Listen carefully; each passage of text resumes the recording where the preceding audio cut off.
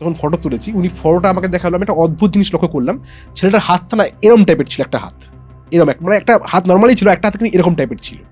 দিনের বেলা এখন এমন হয়ে গেছে সিচুয়েশন যে দিনের বেলা আমি অফিস করছি, রাত্রিবেলা আমি ইনভেস্টিগেশন করছি। আমার ইনভেস্টিগেশনের ভিডিও দেখে অনেকে বলছে তুমি ব্লেজার পরে কেন ইনভেস্টিগেট করতে যাচ্ছ, কি করবো, অফিস থেকে ডাইরেক্টলি আমি যাচ্ছি ভদ্রমহিলার বাড়িতে, ওই জন্য আমাকে যেতে হচ্ছে, কিছু করার নেই। তো যাই হোক, আমাকে ফোন করে এরকম রাত্রিবেলা আমাকে উনি জানায় যে আমি বাড়ি চলে আসার পর, যেরকম কেস এটা রিসেন্ট 2025-এর কেস, ঠিক আছে, ডিসেম্বর নভেম্বর বা ডিসেম্বর, ঠিক আছে। ফোন করে বলছে এরকম আমার বাড়ির মধ্যে প্রচণ্ড প্রবলেম হচ্ছে, ঠিক আছে, আমার ওই নিচের ঘরে যে মেয়ে যেখানে পড়াশোনা করে, আমি বুঝি না নিচের ঘরের কেসগুলো আমার কাছে সবচেয়ে বেশি আসে, যেখানে মেয়ে অ্যাকচুয়ালি টিউশন পড়ায়, ওখানে উনি 7 দিনে নাকি প্রায় 5-6টার বেশি বাল্ব কেটে গেছে, মানে ওখানে লাইট থাকছে না, ওখানে মেয়ে পড়াশোনা করতে পারছে না, ঠিক আছে। আর উনি যখন আমাকে মানে বলছে ঘটনাগুলো, যে একটা শ্যাডো মুভমেন্ট হচ্ছে, দেখতে পাচ্ছি যে সে এখন শুধুমাত্র নিচে সীমাবদ্ধ নয়, সে নিচ থেকে গড়িয়ে উপরে অব্দি আসছে, এসে গেট নক করছে, করে দৌড়ে পালিয়ে যাচ্ছে, এরকম একটা শ্যাডো মুভমেন্ট হচ্ছে বাড়ির মধ্যে। গেট খুলে একদিন ভদ্রলোক কী করেছে, দেখতে গেছে কি আছে, তো নিচে যখন গেছে দেখছে যে নিচের যে ঘরে ওর মেয়ে পড়তো, ওই ঘরের দরজা মুখের সামনে কেউ বন্ধ করে দিয়েছে। এটা ভদ্রলোক দেখেছে, নিজে দেখেছে। এটা এই কেসটাতে এমন একটা কেস যে ওই বাড়ির মহিলারা কিছু কমপ্লেন করছে না, ভদ্রলোক কমপ্লেন করছে, ওনারা তো ভয় পাচ্ছেই। অ্যাকচুয়ালি কী হয়, আমি যেটা দেখেছি যে বেশিরভাগ ক্ষেত্রে যে বাড়ির যিনি কর্তা থাকেন উনি একটু অন্যরকম থাকেন, যে না এগুলো মানি না। দেখো, বেশিরভাগ ক্ষেত্রেই আমিও যেটা ফিল করতে পারি, ওনারা তো অফিসে চলে যান, হ্যাঁ, বাড়ির মহিলা তো বাড়িতে 24 ঘন্টাটা থাকছে, তারা বেশি কানেক্টেড নিজের বাড়ির সাথে, তারাই খেয়াল রেখে মানে একটা জায়গাকে বাড়ি বলে তৈরি করছেন। বাড়ি তো শুধু ইট বালি সিমেন্ট নয়, ঠিক আছে, একটা ইমোশন, বাড়ির মহিলারাই সেটা তৈরি করতে পারেন। কোনো পুরুষের হয়তো অতটা ইনভলভমেন্ট হয়তো থাকে না, থাকে জিনিসটা তৈরি করতে বিভিন্ন অ্যাসপেক্টে থাকে, বাট বাড়িতে যদি কখনো কিছু হয়, কোনো এদিক ওদিক হয়, বাড়ির মহিলারা বেশি সেটা বুঝতে পারেন, ঠিক কথা, এরকম ভাবেই তারা তৈরি। তারপর কি হলো, ভদ্রলোক ফোন করে আমাকে বারবার করে বলছে যে আপনি একটু ইমিডিয়েট এফেক্টে আসুন, আমার খুব ভয় লাগছে, ঠিক আছে, আমার খুব ভয় লাগছে। উনি ব্যাংকে সার্ভিস করেন, আমার খুব ভয় লাগছে, আমার মেয়ে বউ খুব ভয় পাচ্ছে, ওরা সন্ধ্যেবেলার পর নিচে নামতে মানে চাইছেই না পুরোপুরি, এমন অবস্থা। বেশিরভাগ সময়টা ওনারা বাপের বাড়ি চলে যাচ্ছে, মানে মা বাড়ি চলে যাচ্ছে মেয়েটা, এরম টাইপের হয়ে যাচ্ছে। আমি একটা জিনিস খেয়াল করছি, উনি যখন আমাকে ফোন কলে এই ঘটনাটা বলছে, পাশ থেকে কেউ হাউ হাউ করে কাঁদছে। আমি ওকে জিজ্ঞেস করলাম যে এরকম আশপাশ থেকে কাঁদছে কে, বলছে আমার মেয়ে কাঁদছে। কাঁদছে কেন এইভাবে, বলছে খুব ভয় পেয়েছে। আর কালকে আপনার বাড়িতে আমি আসছি, কালকে রাত্রিবেলা আমি আপনার বাড়িতে আসছি, আমি কথা বলবো সামনাসামনি। আমি সন্ধ্যেবেলার দিকে আমার একজন লেডি ক্যামেরাম্যান রয়েছেন, খুব স্মার্ট উনি, ওনাকে নিয়ে গেছি। আমি যখন বাড়ির সামনে অটো থেকে নেমেছি, আমি দেখছি যে ওনারা বাড়িটা পরে বুঝতে পেরেছি ওটা ওনাদেরই বাড়ি। বাড়ির থেকে বেরিয়ে এসছে, বাড়িটা এন্টার বিল্ডিং সুইচ অফ, মানে অন্ধকার পুরোপুরি। বেরিয়ে এসে বাইরে দাঁড়িয়ে রয়েছে মা, মেয়ে, বাবা, তিনজনে। বাড়ি না ফ্ল্যাট? বাড়ি ছিল। বাড়ি থেকে বেরিয়ে দাঁড়িয়ে রয়েছে বাইরে। আমি বললাম বাইরে কেন আপনারা?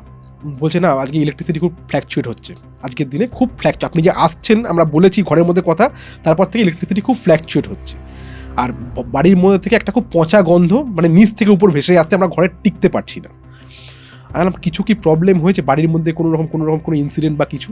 বলছে বাড়িতে কিছু হয়নি, পাশের বাড়িতে একটা ছেলে জলে ডুবে মারা গেছে। ওকে, আর পাশের বাড়ির একটা ছেলে জলে ডুবে মারা গেছে। বলছে আপনার বাড়িতে কেন প্রবলেম হচ্ছে? বলছে আমি ওর ফটো তুলেছি, যখন ওর বডি এসছিল তখন ফটো তুলেছি, উনি ফটোটা আমাকে দেখালো। আমি একটা অদ্ভুত জিনিস লক্ষ্য করলাম, ছেলেটার হাতটা না এরম টাইপের ছিল, একটা হাত এরম, মানে একটা হাত নর্মালি ছিল, একটা হাত কিন্তু এরকম টাইপের ছিল, আশীর্বাদ টাইপের বা এরকম স্ট্রেট করা, হাতটা বেঁকানো টাইপের ছিল টাইপের। এখন আমার যে ক্যামেরাম্যান লেডি ছিল সে জিজ্ঞেস করছে যে হাতটা এরকম কেন। আমি তখন ওনাকে বললাম যেটা হতে পারে, যখন উনি ডুবছিল জলে, উনি প্রচণ্ড চেষ্টা করেছিল বাঁচার জন্য, সেই কারণে কোনো পেশি মুভমেন্টের জন্য এটা হয়ে গেছে, বা অন্য কোনো রিজনে হতে পারে। ওই টাইমে আমি ওকে সান্ত্বনা দেওয়ার জন্য ওটাই বলার ছিল সবচেয়ে বড় কথা। আমি বললাম এই ছেলেটা হঠাৎ করে মারা গেছে? বলছে হ্যাঁ, হঠাৎ করে ছেলেটা মারা গেছে। ছেলেটা খুব ভালো ছেলে ছিল, আমাদের মানে বাড়ির সংলগ্ন, মানে বাড়ির পাশেই ওনার বাড়ি ছিল ছেলেটার, মানে গায়ে লাগানো বলতে পারো। মেয়েটা তখনও কাঁদছে। আমার মেয়েটাকে দেখে খুব ডাউট হচ্ছিল যে ভাই তুমি ভয় পাচ্ছ, ঠিক আছে, ভয় পেলে মানুষ ভয় পায়, কাঁদে কেন? এই মেয়েটা কাঁদছে কেন? আমি আমার লেডি ক্যামেরাম্যানকে জিজ্ঞেস করলাম, ওকে একবার জিজ্ঞেস করো ভালো করে যে ও কাঁদছে কেন। ওর কান্নাটা আমার খুব অ্যাবনর্মালিটি লাগছিল, যে ও কেঁদেই যাচ্ছে কনস্ট্যান্টলি। যখন থেকে আমি এসেছি তখন থেকে ফুপি কাঁদছে, আস্তে আস্তে কান্নার শব্দটা বাড়ছে। ও জিজ্ঞেস করলো, ও কিছু বলছে না মেয়েটা। আমি চলো ঘরে চলো, বাড়িটাতে সবাইকে বললাম, ক্যামেরাম্যানকে বললাম চলো ঘরে চলো ওদের সাথে সবাইকে। ওরা খুব ঘরেও যেতে চাইছে না, বলছে আপনাকে আমি বলে দিচ্ছি আপনি চলে যান। তাহলে আপনি যদি আমাকে না বুঝিয়ে দেন এক্স্যাক্টলি কোন জায়গাটা, তাহলে আমি বুঝবো কী করে? তাহলে আমরা যাচ্ছি, আপনি আমাদের পিছন চলুন। আমি সবার আগে, ওরা সবাই মোটামুটি পিছনে, আমি মোবাইলের ফ্ল্যাশটা জেলে যাচ্ছি, ঘরের মধ্যে ঢুকছি। আমি ঢুকেছি, মেয়েটাও সামনে রয়েছে, ও বাবা মা তিনজনেই এসছে। আসার পর মেয়েটাই আমাকে বলছে যে ওই ঘরটা, যে ঘরটা রয়েছে, আঙুল দিয়ে দেখেই বলছে, আমি যেখানে দাঁড়িয়ে রয়েছি, আমি মনে করি আমি এখানে দাঁড়িয়ে রয়েছি, আমার ঠিক সোজাসুজি আমি ওই গেটটা দেখতে পাচ্ছি, গেটটা খোলা রয়েছে, নিচের ঘরের গেটটা, মেয়েটা আমার সামনে দাঁড়িয়ে রয়েছে। বলছে যে ওই ঘরটাতেই প্রবলেম সবচেয়ে বেশি হচ্ছে, ওই ঘরটাতে আপনি যাবেন না। মেয়েটা আমাকে বলছে যে আপনার কোনো ক্ষতি হয়ে যাবে, আপনি যাবেন না। কাঁদতে কাঁদতেই বলছি। আর সবার প্রথমে তুমি কান্না থামাও, তুমি কাঁদছো কেন আমি বুঝতে পারছি না। বলছে ওই ঘরের মধ্যে কিন্তু কেউ রয়েছে, আমরা বহুবার দেখেছি, আপনি যাবেন না। তাহলে আপনি ডাকলেন কেন? আমি যদি না বুঝি, যতক্ষণ না নিজে বুঝবো ততক্ষণ আমি স্যাঙ্গুইন হতে পারছি না। বলতে বলতে মেয়েটা কি করেছে, একবার ওই ঘরের দিকে তাকিয়ে, মানে কথা বলতে বলছে আর ওই ঘরের দিকে তাকাচ্ছে, তাকে আমি ওনার দিকে তাকিয়ে রয়েছি, হঠাৎ খুব জোর চিৎকার করে উঠেছে। বলছে ঘরের মধ্যে থেকেই দেখছি, ও কিন্তু একদম স্যাঙ্গুইন, বলছে ঘরের মধ্যে থেকেই দেখছি, এখনো দেখলো। আমি বললাম তুমি ঘরের দিকে তাকিও না, তুমি আমার দিকে তাকাও, তুমি কোনো দিকে তাকাবে না, তুমি জাস্ট আমার দিকে তাকাও। আমি এইভাবেই বলছি ওকে। ওরা যারা যারা ছিল মা বাবা, ওরা খুব নার্ভাস হয়ে গেছে পুরোপুরি। মেয়েটা তখন কান্নাকাটি করছে, বলছে আপনি যাবেন না। ওকে নিয়ে এখনই চলে যান, ঘরটাতে আমি যাচ্ছি। আমি লেডি ক্যামেরাম্যানকেও বললাম যে তুমিও ওদেরকে নিয়ে বাইরে যাও, যাওয়ার দরকার নেই, আমি গিয়ে দেখি কি হয় কিনা। ঘরটাতে ঢুকতে যাব, মানে ওরা সামনে দাঁড়িয়ে রয়েছে, মানে আমি ঢুকবো হয়তো ওরা বেরিয়ে যাবে, এরকম ব্যাপার।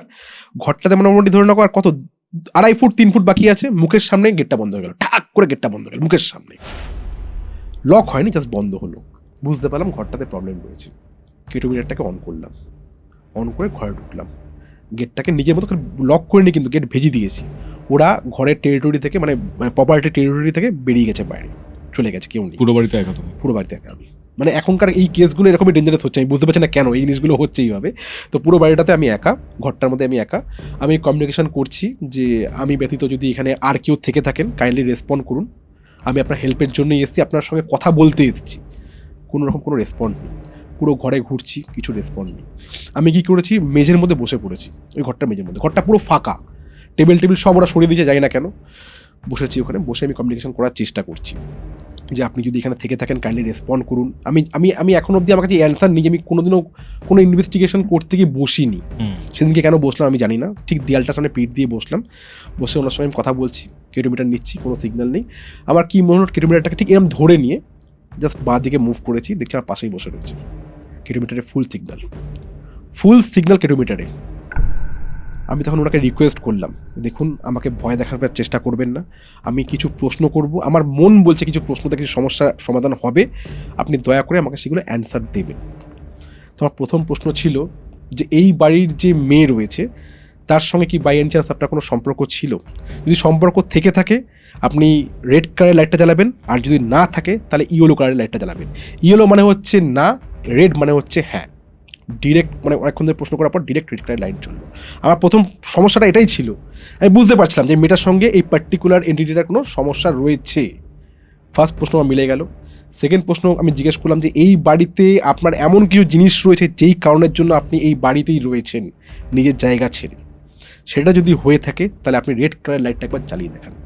মুখের কথা শেষ হওয়ার আগে অ্যান্সার দিয়ে দিল, রেড কালারের লাইটটা কিন্তু চলে গেল। মানে সিচুয়েশনটা ভাবো, পুরো ঘর অন্ধকার, সে একটা স্পিরিট রয়েছে, সে খালি কিলোমিটারের সঙ্গে আমাকে জবাব দিচ্ছে, আর কোনো এর মধ্যে ইনসিডেন্ট স্পিরিট কমিউনিকেশন হচ্ছে। 3 নম্বর প্রশ্নটা করে আমি ঘর থেকে বেরিয়ে গেছি। 3 নম্বর প্রশ্নটা আমার এটাই ছিল যে কোনো না কোনোভাবে আপনার মৃত্যুর জন্য কি এই বাড়ির মেয়েই দায়ী? প্রথমে কোনো অ্যান্সার আসলো না। ওরা আবার জিজ্ঞেস করলাম যে আপনার মৃত্যুর জন্য কোনোভাবে এই বাড়ির যে মেয়ে রয়েছে সে কি কোনোভাবে দায়ী, যার জন্য সে এত কাঁদছে? 3 বারের বেলায় কিন্তু অ্যান্সার দিল হ্যাঁ। তারপর ওই শেষ প্রশ্নটা করার পর আমরা ওই ঘরটা থেকে বেরোলাম। বেরিয়ে নিয়ে, মানে আমি বেরোলাম ওখান থেকে, বেরিয়ে নিয়ে আমি ফার্স্ট বাইরে আসলাম। ওরা জিজ্ঞেস করছে কি বুঝতে পারলেন ভদ্রলোক ভদ্রমহিলা? আমি বললাম আপনার মেয়ের সঙ্গে আমি 2 মিনিট একটু কথা বলবো আলাদা করে।